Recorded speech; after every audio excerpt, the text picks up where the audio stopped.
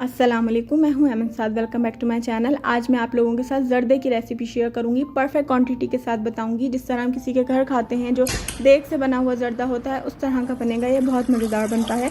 जिसके लिए मैंने एक खुले पैन में खुला पानी लिया है चावलों को उबालने के लिए। उसमें 3 अदद हरी इलायचियाँ डाली हैं कूट के। ज़र्दे का रंग डाला है आधी चाय का चमचा। अगर आप लोग तेज़ कलर का ज़र्दा खाना पसंद करते हैं तो 1 चाय का चमचा भी डाल सकते हैं ज़र्दे का रंग। और इसको मिक्स कर लिया है अच्छी तरह। पानी में उबाल आ गया है तो मैं इसके अंदर 1 कप बासमती चावल शामिल कर रही हूँ। चावलों को मैंने पहले ही धो के आधे घंटे के लिए भिगो दिया था।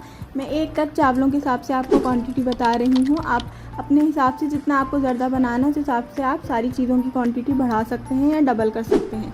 अब मैंने चावलों को मिक्स किया है और आंच मैंने तेज़ कर दी है ताकि चावल और पानी उबलें और चावल अच्छी तरह गल जाएं। बस 90 to 95% तक मैंने चावल गलाए थे। बिल्कुल हल्की सी दम वाली कसर हो तो चावल आप छान लीजिएगा, पानी से निकाल दीजिएगा। मैंने 1.5 खाने का चमचा अब उसी पैन में घी डाला है। देसी घी भी डाल सकते हैं, नॉर्मल घी भी डाल सकते हैं। कुछ ड्राई फ्रूट शामिल कर रही हूँ, जिसमें मैंने 2 खाने के चमचे बादाम कटे हुए डाले हैं, 2 खाने के चमचे कटे हुए पिस्ता, 1 खाने का चमचा नारियल स्लाइस में कटा हुआ, किशमिश 2 खाने के चमचे। आप ड्राई फ्रूट्स की क्वांटिटी अपने हिसाब से कम या ज़्यादा कर सकते हैं। बस 1 मिनट के लिए इसको हल्की आंच पे फ्राई किया है मैंने, कि बस हल्के से फ्राई हो जाए और किशमिश फूल जाए।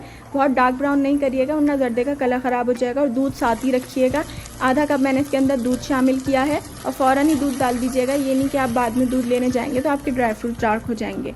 अब दूध में उबाल आ गया है तो मैंने इसके अंदर आधा कप और 1/4 कप चीनी डाली है। मतलब 150 ग्राम तक ये चीनी है। अगर ग्राम से मेजर करें मतलब आधा कप चीनी ली थी और ऊपर से मैंने 1/4 कप और इसके अंदर डाली है। ये परफेक्ट मेजरमेंट है चीनी की।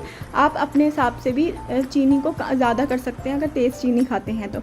बस चीनी घुल गई थी तो मैंने इसके अंदर उबले हुए चावल शामिल कर दिए हैं और हल्के हाथों से चावलों को मिक्स कर लें। बहुत तेज़ मिक्स नहीं कीजिएगा वरना चावल टूट जाएंगे। अगर ग्राम्स में बताऊं मैं चावलों की क्वांटिटी तो 200 ग्राम तक ये चावल थे। तो मैं इसको 2 मिनट के लिए बस तेज़ आंच पे पकाऊंगी कि थोड़ा सा पानी ड्राई हो जाए। उसके बाद ढक दूंगी दम पर। 10 से 12 मिनट के लिए मैंने इसको रखा था।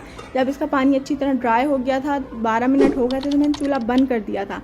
चूल्हा बंद करने के 10 मिनट बाद मैंने इसका ढकना या लिड हटाई थी। उसके बाद चावल चलाइएगा तो इस तरह आपके खिले खिले चावल बनेंगे। चूल्हा बंद करते साथ ही फ़ौरन चावलों में स्पून नहीं चलाते हैं।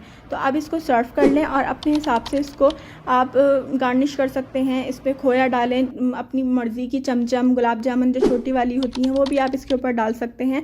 और अशरफियाँ डालें इसके ऊपर, जिसे टूटी फ्रूटी भी कहते हैं। और बादाम, पिस्ते या ड्राई फ्रूट जो भी आप पसंद करते हैं वो भी आप इसके ऊपर अपने हिसाब से बढ़ा सकते हैं। और ड्राई फ्रूट्स की क्वांटिटी आप अपने हिसाब से एडजस्ट कर सकते हैं।